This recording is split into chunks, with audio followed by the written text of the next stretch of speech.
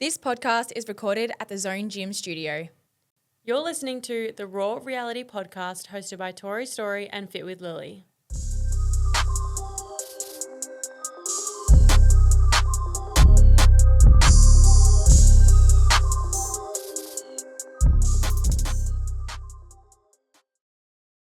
Hello guys and welcome back to the podcast. Today we have a very, very exciting guest coming on. You guys have been asking for this guest for so long and we have delivered. We've got Miss Olivia May coming on the podcast today, and honestly so just obsessed with this conversation. We touched on honestly her whole journey growing up through netball into, I guess, starting out as a competitive athlete, moving into her sprinting, which led to beach sprinting, moving to the Gold Coast, and not only her transformation physically but mentally as well. We also touched on social media and where she started with that and how she grew to where she is today, plus also going over her training and nutrition, which I found so interesting. So I'm very, very keen for you guys to listen to today's episode. Olivia May, welcome to the show. Thank or you. OMAY, or Zui Mama, as a lot of people know you as. We are very excited. We have been inundated with messages to get you on the pod. Really? So we've made it happen. Every time we do a question box or like someone DMs us, we've had you like a million times. Yeah. Oh, that's so nice. Really excited to like dive into your journey and just talk about it all. Yeah. Thanks for having me. I'm actually a listener, so it's an honor to be here. Oh, we love that. I don't know if that makes me happy or nervous that you know everything about me. I won't be listening to this one though. Yeah, very true. I hate listening to myself. All Anyway. right, so let's go back to the start. You were playing netball growing up and that was like your competitive sport. Do you feel like that was the foundation of your discipline and motivation now, or did you kind of go through a huge transformation and that's what led you to where you are now?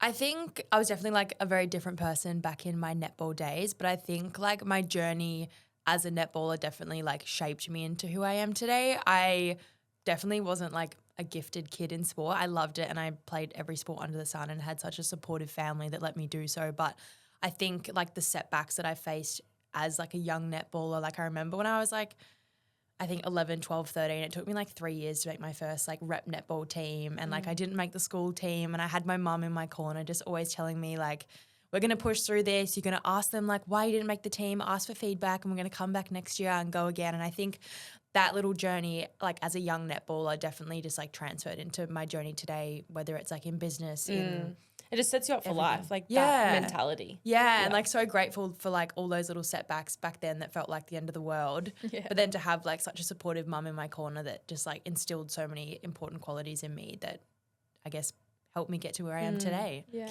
When did you feel like your transformation truly began? Because you grew up in Melbourne and you Yeah. made the move to the Goldie in I think it was 2021. Yeah. Do you feel like moving here was like the midst of the transformation, or it was before that?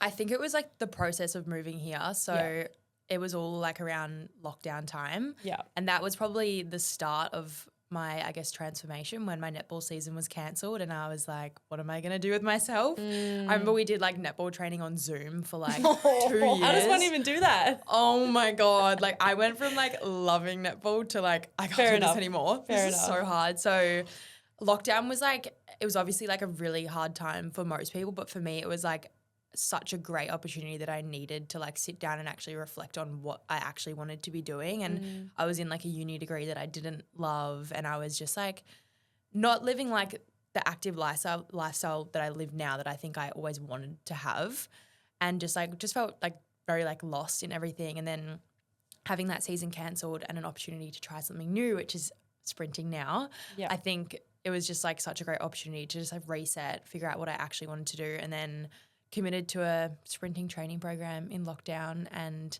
just like, I think the difference like when I was a netballer versus as a sprinter is when I was playing netball, like I could, I guess like do like the wrong things like as an athlete and still perform, because it was very like your results were very like subjective, and it was like whether you make the team or not, whether the selector liked you or not, or thought you were good. You or could have a bad game, but if the team wins, it's kind of Exactly, disguised. exactly. Whereas sprinting is so like you need to nail like your sleep, your nutrition, like all the small things add up to like executing a perfect race, because obviously sprinting is such a simple sport. And you're on your own. Yeah, and I think I just like fell in love with that process. So when I like committed to a training program in lockdown, it also meant that I had a whole like lifestyle change as well. And if I wanted to improve, I had to nail all those small things that kind of are what I do now. Yeah. This whole lifestyle change. And then, I decided to make the move to the Gold Coast. It was something that I always wanted to do as a kid. Yeah. I remember even like after like 1 or 2 holidays when I was like super, super young, I was like, I'm going to live on the Gold Coast one day, not even really knowing like what was going on up here. I think it was just the warm weather. I'm just going to be here. I was like, yeah, I'm going to be here one day. So, I made the move, and then it was actually like documenting the process, I think, of moving and then being here as well. Yeah. It was like a massive part of my journey as well. Was the move here to be able to do beach sprinting on the Gold? Like obviously everything here is so much better to beach sprinting than Melbourne. Was that the catalyst to the move, or was it just you were just ready to be up here? I think I was ready. I didn't plan on moving like as soon as I did. I wanted to like sort of finish uni and then move up here. But then I feel like anyone that was in Melbourne during lockdown started to resent the place a little bit. So I was like, I've got nothing like holding me back anymore. Like everything's cancelled. I can't work. Like I can't train. Did you know anyone here? Like a few people. I'd had like a few like trips, but not really. So I did know like my now beach sprinting coach and like had sort of communicated with him for a little bit. So I knew that like he was up there, but it was mostly for the lifestyle change. And then it kind of also having such like a hub for surf lifesaving and beach sprinting being up here was also, I think at the stage that I was at in Melbourne with my sprinting, I just knew that I needed to, if I wanted to take it to the next level, I needed to be surrounded by like the best, which were all up here. I remember I started following you when you were in isolation in Really? your hotel room. Yeah. That was like when I started following you. The little day in the Is life. that crazy? Because you went to Adelaide for a bit. Or did you just do isolation there or here? I did it in Adelaide, so because Boyd was there. Yeah. So that like to relocate, because the time to get from Melbourne to Queensland, like the wait list to get to quarantine was like months and months. So I did it in Adelaide because I could get there faster, and Boyd was there. Yeah. And then because we were doing long distance at the time. So I did my quarantine in Adelaide and then went from Adelaide to the Gold Coast because those borders were open. Right. But that was sort of like, I guess, the start of my little social media career, documenting my little day in the lives in quarantine. I feel like that's when everyone kind of like either like popped off. If you like really started in COVID, like you went for it. Exactly. Yeah. That's crazy. Because TikTok started in like 2020. In lockdown, pretty much. Like it was born in I lockdown. feel like it was everyone's little passion project. Literally. And then they either kept going with it or just went back to life. Yeah. Exactly. So what were your key mindset shifts that helped you transform? You touched on basically knowing that it was you who had to make the change to actually help in beach sprinting. Was there anything else that contributed to that? I think just training like for performance rather than like wanting to look a certain way, or I think, just like developing like the athlete mindset as well was like massive, and like the discipline that comes with it, and just having like faith in the fact that, what's the quote, like hard work beats talent when talent Doesn't work hard. Yeah. And I knew that like obviously starting sprinting like quite older as well, like, and having so many setbacks as a young netballer, I knew that if I wanted to succeed, I just had to continue to work hard like I was when I was a young netballer, and I faced all those setbacks. Yeah. Like it's just facts that it just, if you worked hard, that you I could could get achieve there. it. And especially in something that's so like objective, it's just times. And if you look at any athlete, like every season they get a little bit better. And especially like any beginner in sport, I was noticing such fast progression. So I just fell in love with the process. And I always say I wish like I started the gym like knowing what I know now back then, because I would have gained so much more muscle so fast than just going for 3 years dabbling and like ruining that newbie gains. Yeah. But you wouldn't be where you are now without exactly. all of that. Yeah, sure. Obviously moving states is massive, and it's something we talk about all the time because we both move states a million times and get questions about in terms of like highs and lows of moving away from family, because all your family's back in Melbourne. How did you navigate that and being up here by yourself? It was definitely so hard, especially because it was one of the, normally you'd say like when you move into state, like, oh, you can always go home. But like at that time during COVID, like, I couldn't really. Yeah. And if I did go home, it meant I couldn't really come back. And it was also, it was hard. It was like the period of when all my best friends were having their 21st. I missed like every single party. And our generation was like, not generation, our like age group was like our 21st. We're in My Yeah. 21st, my 21st, I was literally sitting in my lounge room. Yeah. Oh, By myself, yeah. because my family was, I was in Adelaide at the time. My family was in Melbourne. I was Yeah. like, Crazy. I Yeah. know, worst timing. Yeah. But that was definitely hard. But I think I was mostly like excited for the reset and Yeah. just to like move somewhere where no one knows you. You can kind of be whoever you want to be and you can just leave everything in the past and just show up as whatever version of yourself you wanted to. And I think I was so excited about that. But it definitely, like, I did feel homesick. It kind of kicked in quite late though. I think I was on such a high for the Yeah. first few months. Well, it and just feels like, I mean, I feel like we can all agree it still feels like a holiday living on the Yeah. Gold Coast. Like, yeah, it's I know. pretty You really beautiful. have to like ground yourself and be like, okay, like I'm not on a holiday. Especially I in need summer. to work. I've been Winter, here it's for okay. 3 years Summer now. is so hard Yeah. to work on Especially the Gold because Coast. everyone here, I swear everyone's at the beach every day. Literally. It's like being inside, you Does just constantly anybody feel work? guilty. Yeah, 100%. I know, but I think it was honestly the best thing I ever did, and just like putting myself out of my comfort zone and doing something that was quite scary, but yeah, it was the best thing I ever did, and I'm so glad I did. Yeah, absolutely. So you're a highly motivated person, it seems like from the outside. Do you ever struggle with like your motivation and consistency through that period? Because I think now it will become a lot more like natural to you. Yeah. But through that transformation, did you ever struggle with motivation?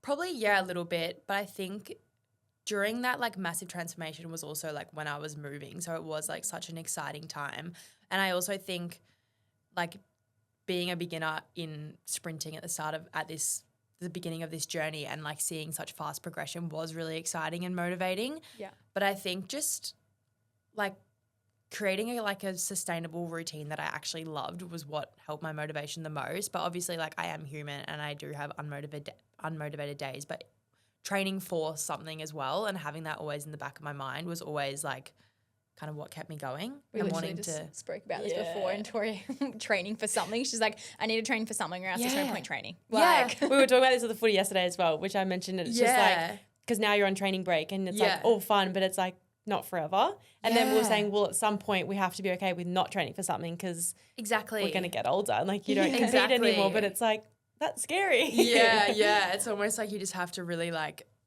embrace of like what you're training for, and if that's Yeah. just for like health and movement, and if it helps your productivity or clears Yeah. your mind, then you just have to sort of surrender to that. that's what I But like what you said before is now, or when you kind of transformed from that like where you were to where you are now, you had to focus on like your performance and not so on aesthetics. And that's probably what Yeah. you're doing now is focusing on like the little habits like your sleep, your nutrition, just moving your body to feel healthy Yeah. rather than what you look like. And that's going to be the most sustainable change. That you Exactly. can have. And when you're just trying to change what you look like and become like a smaller version of yourself, like, do you care about your sleep? Do you care about having enough water? Like, do you care about your mindset? Like, probably not. And they're all the small things that add up to create. Yeah. And when you progress. turn it around and focus on the way you feel and sleep and nutrition, the way you look is going to be a side, what's the word? Having a mental blank. A byproduct of doing those things. Exactly. You So- almost have to focus on it less for it to actually because if you're happen. training for aesthetics, you're going to lose everything else. Yeah, And then that's why people, I feel like, go wrong a lot of the time. absolutely. Okay, let's talk about your morning routine because I feel like you're known as the sunrise girl on the Gold Coast and you're there every single morning. How do you get out of bed at that time in the morning?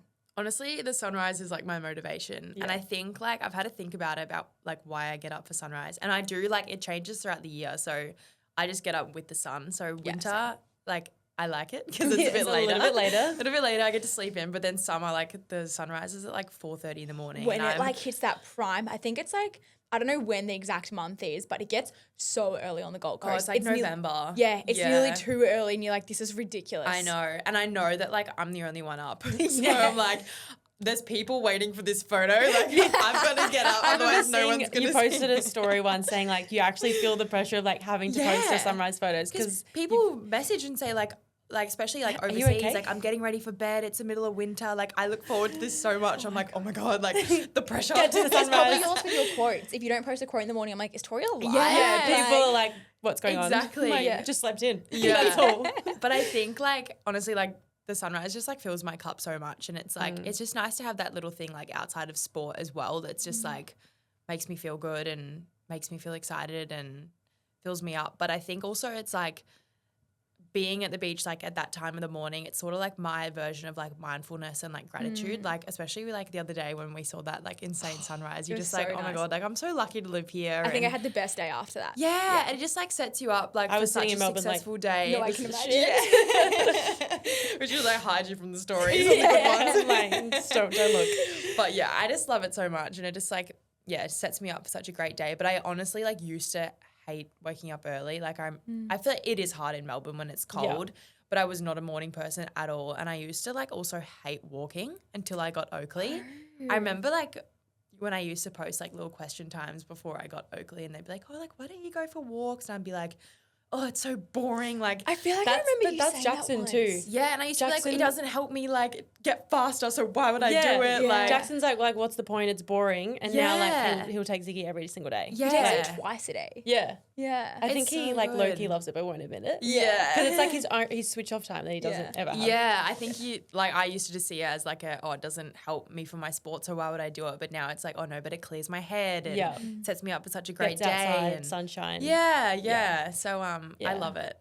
And I think from like people who say I'm just not a morning person, like I think all three of us, we're not morning people. Yeah. But again, it doesn't have to be sunrise, but it could be something that just gets you out of bed. Yeah. Whether that's 5 minutes early or 2 hours earlier. Find something that Absolutely. works for you because I just think mornings are like so special. So sacred. And again, as well. I was in Melbourne, never a morning person. You love your sleep. You were still never a to morning this person. day. I love my sleep. Yeah. I always try to have like sleep-ins, but Cade, like he loves a morning walk and sunrise more than I do. Yeah. Really? He loves it. And like this morning I was like 5 more minutes. Like I set my alarm like 5:40 and 5:45. So 5:40 I know I get 5 more minutes. He's like, it's time to go. And I'm like, just like 5 minutes. He's like, you're so lazy. Come on, let's go. And Oh, I'm that's like, so good. oh, I think it's good. But like when you want to sleep, Lord. Yeah. He doesn't let us sleep much. Does Boyd go with you in the mornings? No. Well, like sometimes he'll come. Okay. But it's funny, like in summer he would actually like come to more when they were at like 4 a.m. But in winter he's like, oh no, that's too early. Mate, it's like 6:30. Boys are so It's actually weird 2 like hours that. later. Yeah, but he does sometimes Because come, it's and he loves warmer. it when he does. But I think like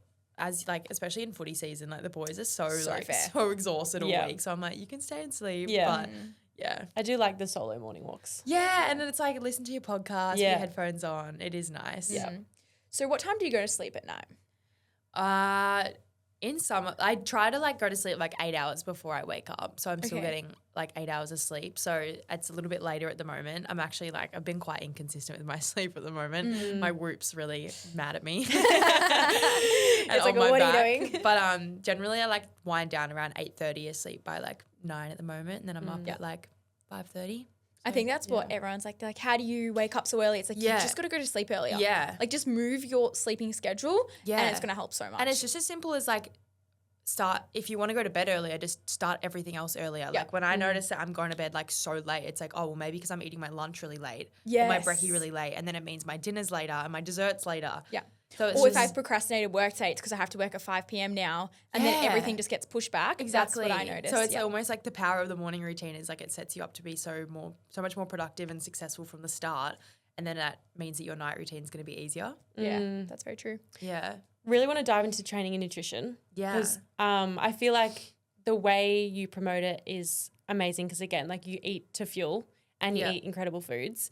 But one thing with training, like obviously, as you mentioned, you started sprinting later than usual or like a lot of sprinters do. Yeah. Did you have any limiting beliefs around that? And I guess obviously wanting to go hard into the sport, but being a little bit older, how did you feel around that? I definitely did. And I think that's why I did start so late is because I always thought like, oh, I'm not as good as like the girls that do it. But I knew that like I had the passion for it. And growing up, even when I wasn't a sprinter, I looked up to so many sprinters. And it's like, you know, when like you watch like the athletics at the Olympics and everyone's on like such a high and like, oh my God, this is so cool. I feel like I had that all the time, not just like every 4 years. Like I just loved it. So I think, sorry, what was the question again? Oh, limiting beliefs. Yeah. I think just like realizing that we're all like so in our own heads and like you care so much, like how much you think about yourself, you think that other people think that much about you, but no one actually cares. So it was almost just doing the thing and knowing that like you are capable of so much if you just work hard. And yeah, like my biggest regret would not be doing it as well. And then once you get into it, you're like, I could have started this earlier. Yeah. If I had just got out of my head and just been the beginner Yeah. 2 years earlier, whatever it was. And then you get frustrated with yourself. I did that when I finished cheerleading. I was like, I need something to train for. And I was like, I feel like, and I wanted an individual sport. And I was like, diving is perfect. I feel like that would be so good for me. Yeah. But I freaked out and I never did it because I was like, I'm way too old. Like I'm literally, I was 17. I'm like, I'm 17. My career's passed. I'm like, looking back, 17 is a child. Oh my God, I know. So you know what I mean? Like you look, when you get older and older, and I just know when I'm 30, I'm going to look back at being 26 and be like,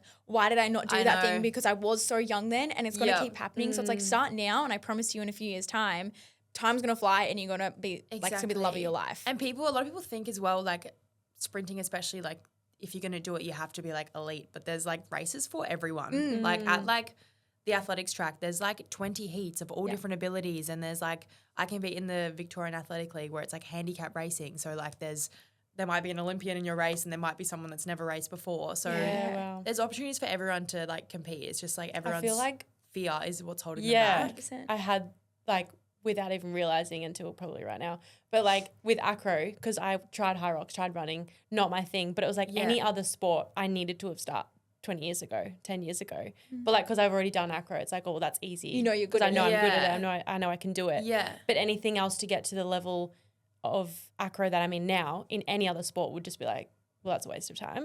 But it's like you could actually do well in something if you wanted to do it and have the foundation, I guess. Yeah. Also, like the girl who just won her pro card this season for bodybuilding in bikini, she's 39, has a 6-year-old girl and has had a cesarean, and she's never looked better in her life. She looks incredible. So I'm like, I can step back for like 8 years, have a kid, and then go again and win. So it's like you forget how much time there actually is in life to do the things you want to do. I know. Even like the fastest like Jamaican sprinters, I'm pretty sure she's like 39 and had like 3 kids. See? It's wild. Like, maybe I'll just have a kid and then decide what I want to do. Exactly. We've got so much time ahead of us. Exactly. Oh, literally.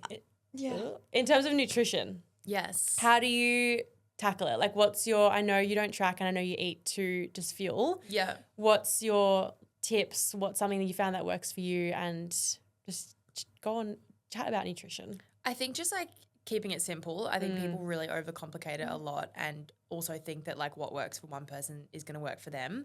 But just like really tapping into your body and what works for you. And also just like, I just say just balance your plate with your carbs, your protein, your fats. It's like, doesn't need to be that complex. And then using nutrition as well, like as a tool to perform better. So like don't not eat before training because it means that you're going to be like leaner and faster. Like use carbs to your advantage and then you'll train better and then you'll actually get the results you want. And eat your protein after training to recover. And also, the fact that nutrition is also a form of recovery as well and not just fuel.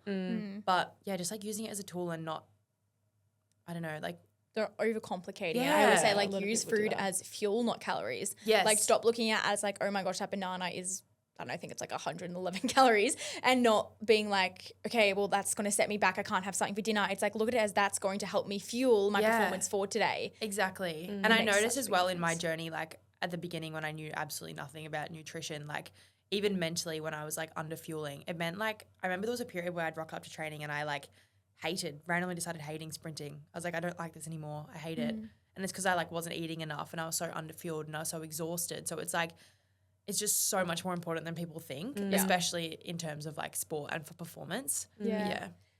Have you ever had a time where you have struggled with nutrition? I don't think so, because I think when I became like educated around it, it was for performance and it was never like to look a certain way. But I think just like being naive and like, especially in lockdown, there were like when TikTok came out, there was a lot of like very unhealthy, like what I eat in a days. And I definitely did like sort of fall into that a little bit and think like, oh, like I eat way too much. Cause I was always like a very big eater as a kid because I was so active. And I know I remember a lot of people in school like didn't eat as much as me, but I never used to really care until I started seeing all this on social media. And especially when you like share what you eat and then people like share their opinions. So I definitely fell into that. But I think once I started taking my sport seriously and realizing and even just like actually eating that way and then noticing how much better I feel, just like was a game changer.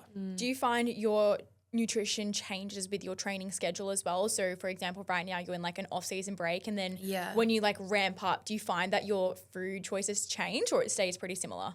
I think it stays pretty similar because I think like we don't have like as a sprinter like an endurance block or like our training is pretty consistent, especially like with my training squad. We kind of just like training for speed like all year round. So my nutrition's pretty consistent. But I did like around World September last year, started working with a nutritionist, and it was so much help. Especially like something that I always struggled with was like nutrition on like for me like game day or race day. I feel like there's so much like information out there around how to fuel for like a marathon or like distance running, but not much for sprinting. And I think working with her was so incredible, and I feel like I learned so much. And I feel like I almost want to work with like a sports nutritionist just to see what they would like say. Yeah. Because I can feel like I can get away with eating whatever I want. My body responds to a lot of food very well. Don't have gut issues. Like I'm chill with whatever I eat. So I'm like, I'd be so interested to see like if I change a few things in my diet, how it actually feel. And then leading through prep, like what's the best way? Because I just do my own macros because it's so much easier for me than following a meal plan. But I'm like, I want to see how I feel if I'm given a meal plan and see what the difference is from someone who's like very, very educated. Yeah, it was really cool. Yeah. I think I'd get so over a meal plan.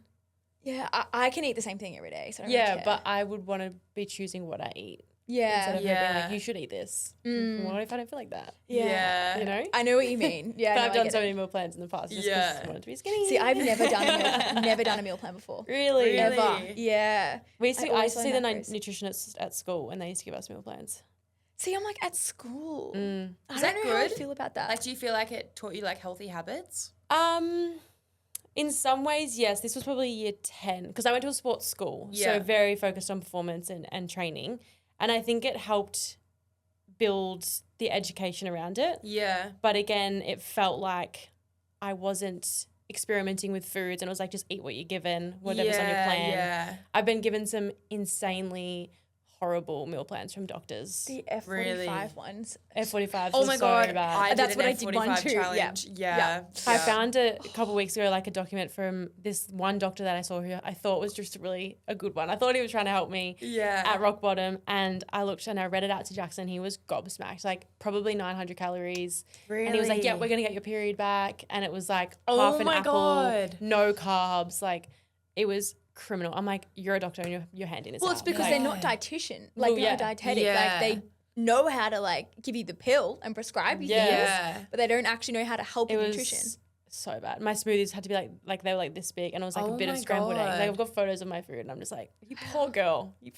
That's why I'm really happy growing up like in the kind of day and age we are now, and how we can help like our children and like things like that. I just feel like we're so much more educated around everything. 100%. Absolutely. It's like I always say, like my mum, like she taught me so much around food because she was an athlete herself. But at the same time, when I was trying to lose weight, she was like, we'll just train more and eat less, because that was her generation of like, that's how they would lose weight. But this day, like, no way.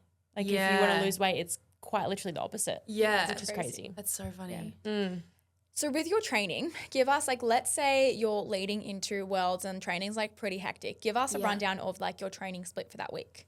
So like in race season, I do gym twice a week and then both like full body days. And they're not like the type of gym that I do. Like I see what type of gym you do. They're very different types of gym. Yeah. It's very like power focused. Yeah. It's like probably like sort of looks like CrossFit on the outside with all like the ollie lifting, but also like very functional and like replicating movement patterns that you'll see in sprinting, but also like it's very like individual to me, because like I have different needs to like another sprinter. Like for example, I don't get my knees up very high, so I work on that in the gym and like strengthening my hip flexors so I can execute that, or like the angle that you come out of your sprint start, then you want to be like lifting weights in that angle so that you can explode out of the blocks. And some people have like slow starts, or like the middle of their race is slower. Yeah. So if your start's not great, then you'll be doing like a heap of like heavy squats too, because that's like the position of the blocks that you come out of. Yeah.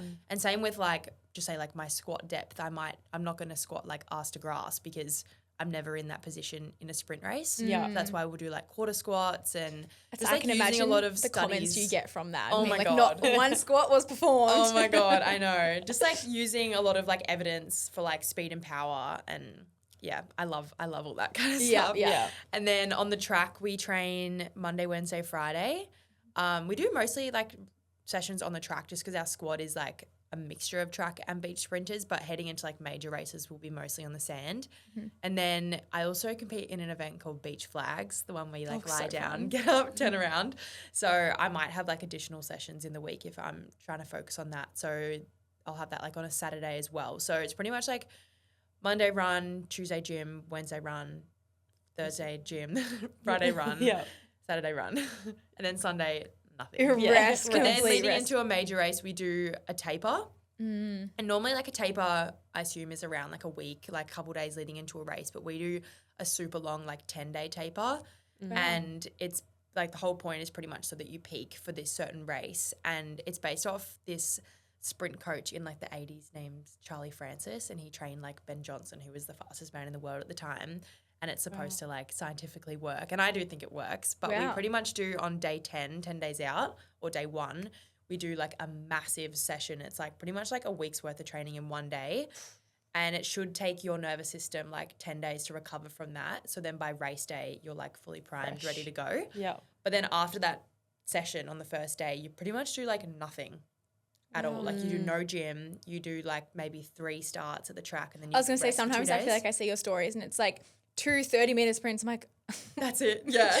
I feel like the motivation to get there would be like, why? I know. I feel like if like as a sprinter, you can't be someone that wants to do like a lot of volume because you're just not going to. It's very like, it's all like nervous system fatigue, and even, the fatigue that you experience after training is not the same as like if you were to go for a run. Like I might clock up like maybe 200 meters in a session, but like my nervous system is completely fried because So you're running different. so fast. Like everything you do is like 100% intensity, which a lot of people have never actually trained at 100% intensity before. So it's very like different to like most training, and it's just, I guess, important to just stay in my own lane and not sort of like compare myself to others because it is so different. Yeah. Well, that's like with comp as well. Like for myself in off season, you do a lot more like stuff that is heavy load on like your central nervous system. So you can do a lot more like heavy lifts, like hack squats, deadlifts. Like they don't recommend it, but it's like the really intense workouts to failure. And then it's like as you get closer to comp, it's like they really strip back all of that CNS work and you focus a lot more on like accessory stuff so you can recover, because your body is like absolutely fatigued and has nothing left to recover. If you keep going, you're going to hurt yourself or injure yourself. So it's like the last like half of your prep, the training is so boring because it's so like repetitive. It's like something will change your block. It'll be from a seated hammy curl to a lying hammy curl. But that's like all you can do, or else you're just going to kill yourself.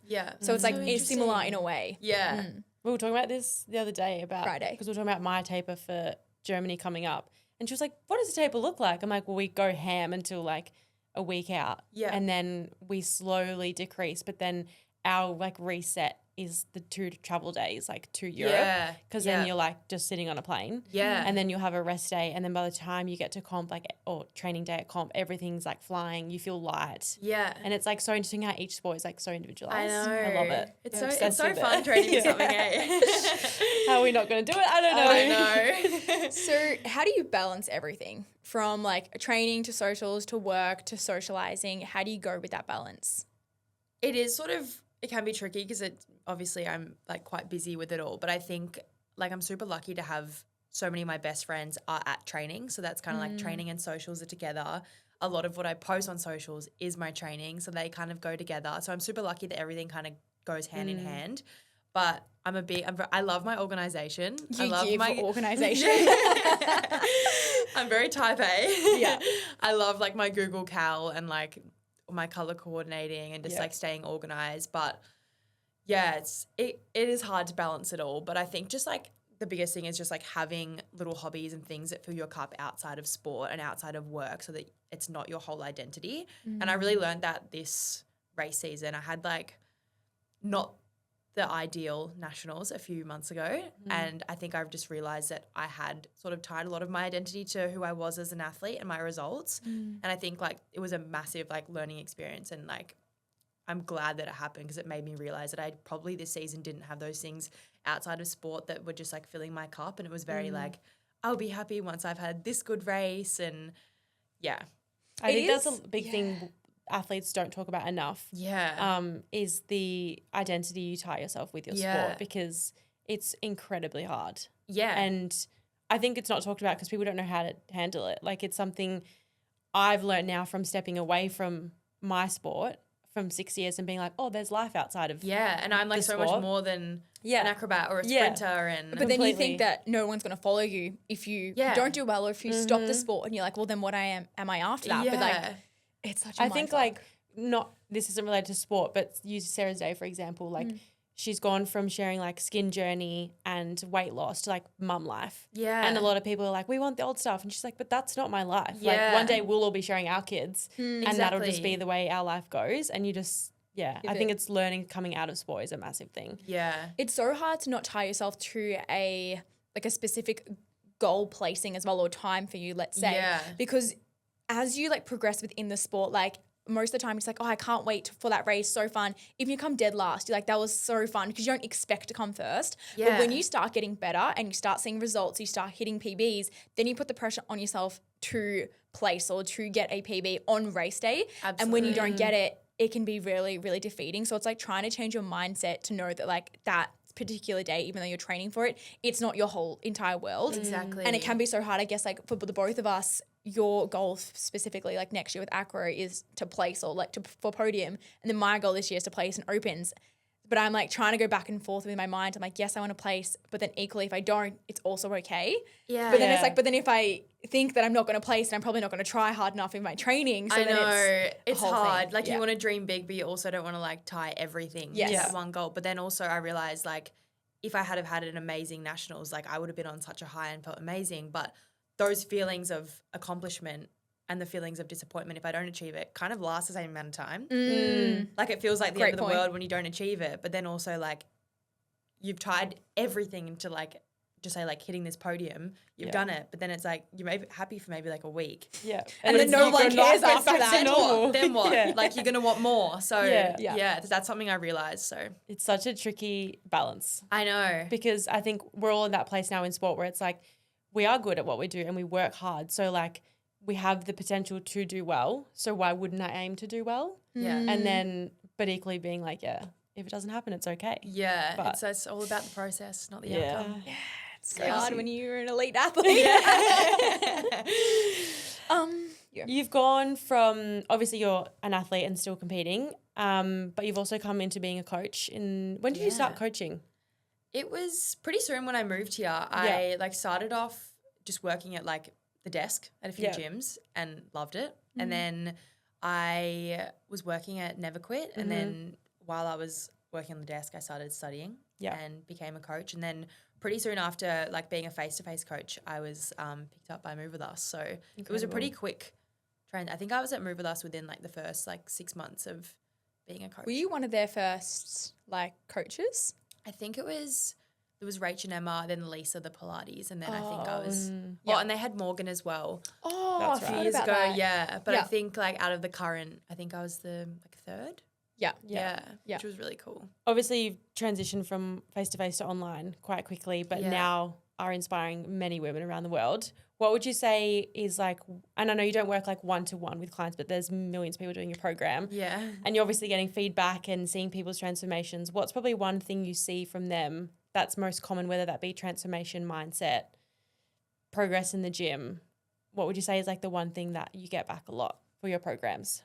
I think people just loving like training like an athlete. That's like my programs are like, I guess, a little bit different to what people are like used to seeing in the gym. I think a lot of people think that there's like the bodybuilding way or there's like kind of running or even like CrossFit. Yeah. But that's kind of it. Yeah. Whereas my training is like very functional and also just like tapping into, I like to sort of like remind people that it's like almost like you get to sort of train like you did when you were a kid, because everyone at some stage in their life is like trained for a sport or played a sport, and it's almost like going back to that and training in that sort of style. So That's really cool. Yeah, people have really enjoyed it. And even like I remember a girl telling me like she did my power program, which is all about training like an athlete, but it meant that she got into the police force because she was like super strong and fast and just like things like that, which is That's so really cool. cool.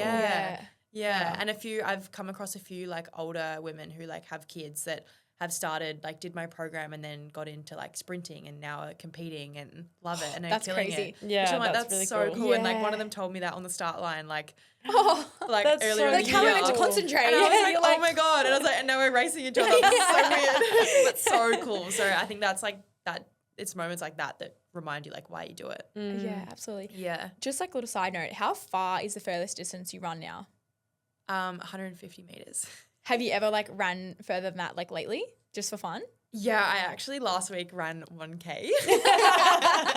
Wow. So it's Yeah. like really like, because I think Move With Us did like a run and you were like on the bike. You're like, I'm not doing that. Yeah, Do you they did a reckon you fun could run. run that distance? You just are like, stuff that. I think naturally I'm a lot more like gifted in the longer stuff. Yeah. Naturally I'm not a great sprinter at all, but I just love it and that's why So I interesting. keep going at it. But I Yeah. think I'm definitely more of like a slow twitch or at least like efforts. Like I used to love like sort of like shuttles like for a long period of time, like netball sort of style. Yeah. But yeah, on Wednesday, Boyd and I went to Pizzey Park and I was like, you can run me through a session. And he's like, all right, do a 1.2K lap. And I was like, oh, it took me so long. It was actually quite fun. I was like, oh my God, I got so much like distance covered in such a short period of time. Whereas my like track sessions take like 3 hours and I run like 200 meters. Yeah, that's crazy. Because I'm just resting Because you for have like major rest like an hour period. and a half. Yeah. That's true. That's crazy. Like one of my my main like speed endurance session in like race season is 3 150s with 20 minutes rest in between and that's it. And it takes like hours. But like every rep is so hard. Yeah, I You're was like gonna say. vomiting after every rep. Wow. So Because you just Do you going feel in like 100%. you just want to go again or you're like, you need that 20 minutes? no, like I'm like I want to Gassed. stop after one. Yeah. Like, I want to Wow. go home. And like our coach, like he's very like he wouldn't like force you if you're Yeah. not going to run like a quality rep. So he's almost like if you don't have 100% in you for the next one, go home. Don't do it. Yeah. Shit. So you really can't be wanting to do volume and training Yes. like You guys know how busy Tori and I have been lately, and Papa Macros have been a time saver. They are a meal prep company that delivers ready-to-go meals straight to your door. One thing that we love most is their clean ingredients, not using any seed oils or preservatives, which can be common amongst ready-to-go meals. The macros are incredible and they have over 70 meals on the menu with different categories to fit your current goals. Lucky for you, we have partnered with Papa Macros, so if you're struggling with meal prep, poor on time, or just wanting to switch it up, they are the perfect addition to your weekly plan. Just use code RAWREALITY for a discount on your next order. And you'll never get tired of eating the same meals as they update the menu every month, so the variety is never ending. We hope you enjoy. So as we mentioned before, social media kind of took off in the transformation of moving to the Goldie and lockdown, Yeah. all the things. Did you ever plan on growing socials? No, but I did do some reflecting recently. And I think it was something that I was always like supposed to do. Because I remember when I was like 12, 13, 14, like the J. Alvarez, Alexis Ren era, like Yes. those videos they'd made. Like I used to love that so much. And I would bring my GoPro with me everywhere every summer and like make this like summer video. Yeah.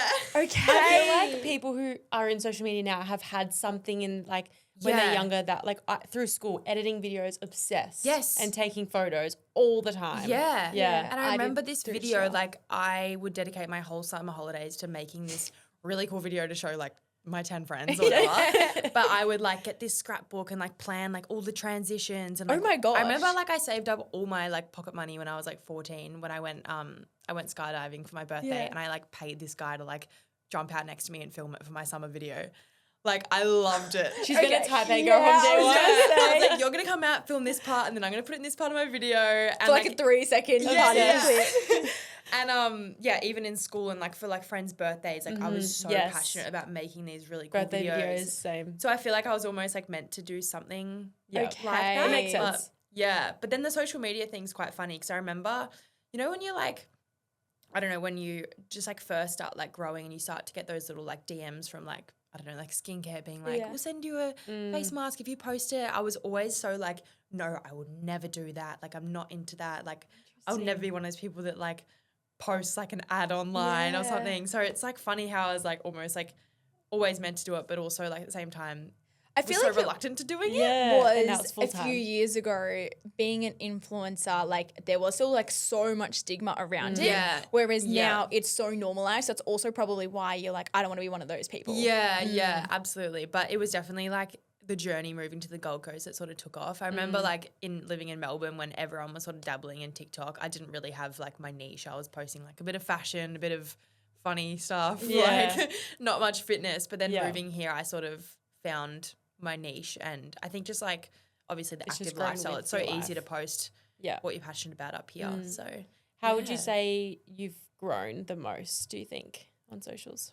I think just like being authentically me and just tapping into what I love the most and like training like an athlete and just like not trying to be like everybody else. And like I think people need to like that want to grow their socials. I would say like obviously be consistent for one, but also like stop trying to like copy other people because like just say if I like copied every single video of Tori's, anyone that wants to see that kind of stuff probably follows Tori too. Yeah. So why are you going to copy? Like just tap into like you and like what you can bring and like everyone is unique and yeah, there's room in the world for everyone. When you're passionate about it too and passionate about what you're posting, it's so much easier to do. So when you're like constantly copying someone or you're like, I don't know what to post, like I don't really like love anything and you're copying, it's so hard. And you like, build the wrong community as well. Yeah. So it's just, it shouldn't feel like hard. It should feel effortless and exciting and Yeah. yeah. Because did your TikTok go off before your Instagram did? Yeah. Yeah. And So- you found they kind of like helped each other? Yeah. I think definitely at the beginning and then I think over time I've really liked my Instagram a lot more. Like TikTok's, it's tricky. It is. We talk about this all the time. Well, it's like you go, I feel like you, to grow and be successful, and you have to post like 5 times a day. Yeah. And I'm like, you know how like some people just speak to the camera so easily and they just say what's happening in their life? I struggle with that. I'm like, it's not interesting, but what they're saying isn't interesting, but like I just can't do that. I'm like, I'm an Instagram person. Yeah, I feel like TikTok you can do whatever, but then that just overwhelms me that I don't do anything. And then me too, I have a month where I do really well because I'm posting consistently and then I'm just like, well, now what? And then Yeah. like I just ebbs go and weeks flows. and I'm just like, I don't know. I Yeah. can't do this. No, It's I guess. hard. Yeah, So it's a lot. credit to people that do it all. You said obviously staying true to yourself and being authentic. Have you ever dealt with comparison through socials? I think so. I wouldn't say like now I do, but I think just like staying in my own lane and just like, I don't know, just like, I think over time you just like learn not to compare. But I think like if you're like just staying true to yourself and posting what you love and Yeah, I think when you find your way, then it's like, well, I'm doing what I want to do. So there's no need to compare. and realizing like everyone is unique and we're not all the same. So just post what's your thing and if people love it, people are going to follow you. Yeah. Especially if you're posting for that external validation, then you probably are going to compare yourself. But Yeah. when you're posting because you truly love it and you want to, you're not going to care Yeah. that much about like other people. Yeah. And that's what I find the most with me when I have like the weeks or the days that I'm like not that confident, that's when I'm comparing myself. Yeah. But then vice versa, when I feel really good about myself, I could not give a shit about anyone else on social media. So it just goes to show like it depends what place you are in at that time too. I feel like we always have those days, but like not at the same time. Yeah. And she'll be having a bad day and she's like, but like I'm not doing this and they're doing that. And then I'm like, but it's okay. And then we vice versa and I'm having a meltdown. I'm like, I think we've "Fuck's had sake." 1 or 2 days where we've both been bad on the same Yeah, and day. we're both just like, fuck this. Give Yeah. up. Throw the phone. Ditch social media. I'm done with it. Yeah. What would you say your biggest tip is for people starting social media? I know that you said it's like mainly staying authentic to yourself. Do you have anything else? I think just being consistent as well and just like also like hard work pays off. So, and like all like I've noticed like the more effort, sometimes like on things like TikTok, like people less say effort, like the the better. more effort you put in, less it does well. But I Yeah. think like over time effort does like pay off. So just keep at What's it. do you have like a schedule? Like, do you plan your content? Not really, like unless it's like I Work guess or like a brand? work stuff then it's planned, but I don't really like have a schedule of like when I'm posting. I try and just be like in the moment as possible. And I feel like that always performs better anyway because so people much feel better. like kind of feel like they're your best friend and staying up to date. But YouTube I probably like schedule the most just so I like know when to bring my I was camera going to say, around. do you, because I feel like you've only recently been, not that recently, but started really being consistent with YouTube. Yeah. Do you find like now that's like a lot more of your passion? Yeah, I love YouTube. I tried to I feel like I'm very like in all areas of my life very like competitive with myself. Yeah. And one of my goals this year was like a video a week. So I'm really trying to stay at that. And it is hard, especially in like periods where you just don't have much going on in your life. Yeah, you feel like it's repetitive. Yeah. And people won't want to watch it. But when I watch my favorite people, I'm like, I'll watch anything you do. Exactly. Yeah. And my issue is I've never been like a YouTube watcher. So I have never understood why people want to watch me. Yeah, And I'm like, that- don't you that find this makes boring? it hard. See, I'm a YouTube watcher. Yeah. Yeah. Okay. See, so I could never understand it. And even before I had a YouTube, like, start one, I'm like, why? Like, yeah. boring. I feel like that'd be hard if you haven't been into Yeah, YouTube. but and now like, I'm starting to get into it, and I'm like, Yeah. it's so true. Like, I would it's just like the background noise that Yeah. people love, and comfort people. yeah, Like she's one of our best friends, but she's like my comfort watcher. Yeah. Like, Yeah. her vlogs are just so calming. I'm like, this is perfect. yeah. So Yeah. I think YouTube's definitely like a little passion project, and it's nice to have like long form as well, because Yeah, I feel like 100%. like You can show yourself more. Yeah, and like I don't really like speak on Instagram very Yeah. much, or like TikTok or anything. So Yeah. it's nice to sort of like share your personality a little bit, and you just like, I feel like YouTube, you just feel really connected to your audience as well, even though Yeah. like you can't really like see Speak them. to them or But yeah, it just feels like you're kind of sharing to like your besties a little It's bit. kind of like the podcast. Like on Instagram, you can just double tap a photo, move on, and not really know Yeah. anything about someone or have substance. But then our podcast, even like YouTube for you get to know someone so much more. So the Yeah. community that's invested, they're there for an hour a week. And like, they're choosing to be listening. there. Exactly. Yeah. So you find they're more invested, so then you're more invested in them as well. Yeah, It makes such a big absolutely. difference. Yeah. Well, a couple of questions to wrap up. In terms of, we love to just get, obviously you've been working with people online and in person and just inspiring people through your socials yourself. But do you have anything that you wish like people knew sooner about their like own potential and I guess making change in their own life? I think just like remind yourself that you're capable of so much more than you think, and just to like dream big, because like even in my own journey, I never would have thought I'd be here today, and like set massive goals, because they are within reach if you work hard towards it. And like so many things lately that I've achieved, I'm like, these were like 10-year goals. Like I can't believe this is already happening. So just like encourage other people to do the same. Yeah, I love that. Yeah. And what do you feel like your goals are for the rest of this year? Like, do you have any specific in mind, or have there been any that have like you achieved really early on that you didn't even realize you're going to? I think this year, well, for the past like few years, I feel like I've very much sort of been in like my grind season, and I've been working hard and like achieved amazing things that I'm so grateful for and proud of. But this year, I want to look back on 2025 and be like so like excited about all like the memories that I created, and just like sort of like take things like a little bit less seriously. I feel like for the past few years, like obviously it's great as an athlete to take everything like your sport and everything seriously, but it's almost like I don't want to take it too seriously to the point where it's like a negative experience, and there's all like the pressure and the expectation. So this year I just want to like have fun. I'm traveling. Just want to create memories and just like really tap into like enjoying the process more than certain outcomes. So yeah, most of my goals are just like travel, and Oh, that's so fun. Memories Where are you and- going? we're doing Europe, and then I'm doing Thailand with my family. I'm doing a little work thing in Singapore, Yeah. and then I'm going to LA. Oh my She's God. really traveling this year. Wow. So I've got a lot, which I'm excited for, because I feel like I'm definitely a homebody, but I think I've just been like really prioritizing work and training for the past few years. But this year I'm excited to just have a little bit of fun, because time is going so fast. And I'm like, before I know it, I'm going to be like old. Yeah. Like, what have I done? I've been just working and grinding. So, Yeah. just Is really- LA work or holiday? I think I might go maybe twice, one for work, and then one I might compete overseas. That's exciting. Yes. I feel like you just go, same as Lil, like she's going to Japan end a year to compete, and it's like, why not? That's what I mean. Like, I'm I don't know how I'm look going to back- go, but I want to Yeah. try. Yeah. Yeah. And you're going to look back and be like, why didn't I do it? Yeah. So That's what Litch was saying to the boys last night. Like, I was talking to Keegan about it, and he was like, wow, you travel so much for your sport.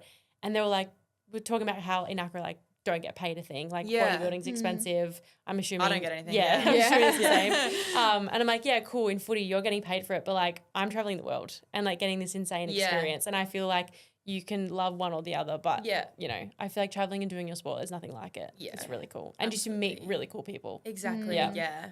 Doing what you love. Yeah. Fun. What does successful life mean to you? I think just striving to be like the best version of yourself, while also like embracing setbacks and adversity, and just enjoying the process. Yeah. Love that. Agree. A quote you live by.